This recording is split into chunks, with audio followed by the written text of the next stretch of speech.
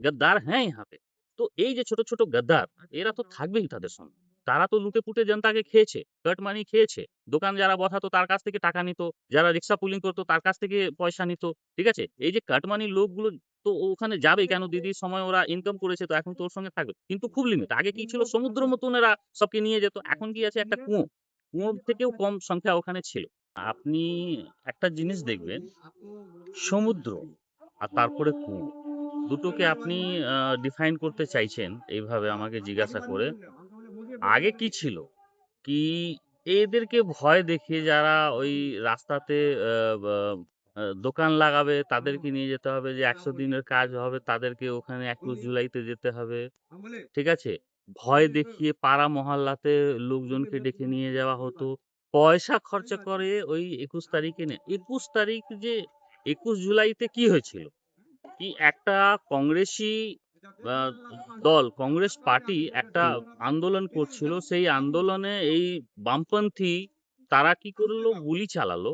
গুলি চালিয়ে ১১ থেকে ১২ জনকে ওখানে গুলি মেরে দেওয়া হয়েছিল। তো কংগ্রেসের লোক মারা গেছিল। তারাই তো অ বা কংগ্রেস এই জিনিসটাকে করা উচিত ছিল। কিন্তু এখানে টিএমসি করছে। হুম, আচ্ছা আপনি একটা জিনিস জানবেন যে গুলি চালিয়েছিল যে অফিসার সে কিন্তু টিএমসি তে সাংসদ। হুম, হ্যাঁ, দিদির সঙ্গে ছিল। ঠিক আছে? আর আমরা জানি কি কংগ্রেস এটা কিন্তু পালন করে না। হুম, হুম, আচ্ছা সবথেকে মজার ব্যাপার আছে হুম, কি ইন্ডি গঠবন্ধনতে এই কংগ্রেস আর এই সিপিএম একসঙ্গে আছে। হুম, ভাবুন কি পাবলিককে যারা এই যে কর্মী তাদেরকে কিভাবে গুলি চালিয়ে সিপিএম কংগ্রেসকে মেরে দিয়েছিল। ঠিক আছে? আর ওই যে গুলি চালিয়েছিল যে অর্ডার দিয়েছিল সে টিএমসি তে সাংসদ ছিল। ঠিক আছে?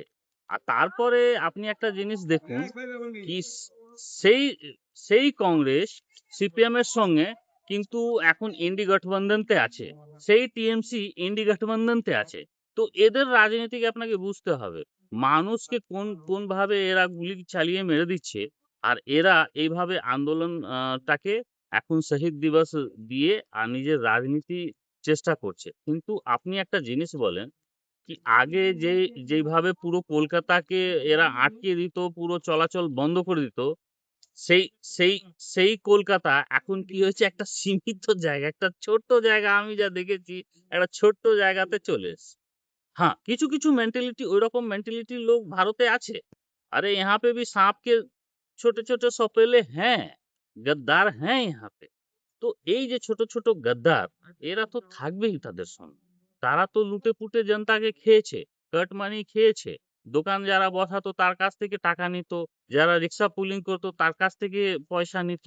ঠিক আছে? এই যে কাট মানির লোকগুলো তো ওখানে যাবেই কেন? দিদির সময় ওরা ইনকাম করেছে তো এখন তো ওর সঙ্গে থাকবে। কিন্তু খুব লিমিট। আগে কি ছিল সমুদ্র মতন এরা সবকে নিয়ে যেত। এখন কি আছে একটা কুয়ো। কুয়োর থেকেও কম সংখ্যা ওখানে ছিল। ঠিক আছে? ৪ তারিখের পরে এদের অকাত এরাই বুঝতে পেরেছে। আর ওখানে যে ডিম ছুড়াছুড়ি হচ্ছে, বিজেপি কম আছে। টিএমসি তেই যারা ছিল, যারা ওই এদেরকে অপোজ করেছিল তারাই কিন্তু তাদেরকে ডিম মারছে। তারাই কিন্তু তাদেরকে পিটুনিও দিচ্ছে।